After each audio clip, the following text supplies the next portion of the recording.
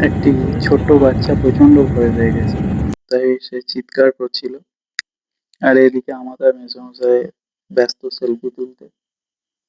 কারণ জীবনের ১ম অভিজ্ঞতা ক্যামেরাবন্দি তো করে রাখতেই হয়, তাই না? আমাদের মতো সাধারণ মানুষের বিমানে চড়াটা সৌভাগ্যের ব্যাপার আরকি। দেখতে, দেখতে ব্যাঙ্গালোর পৌঁছেও গেছি। এই যে ব্যাঙ্গালোরের রাতের আকাশ, আকাশগঙ্গা অপূর্ব সুন্দর বন্ধুরা। সকলে ভালো থেকো, শুভরাত্রি। পাশে থেকো, সাথে থেকো।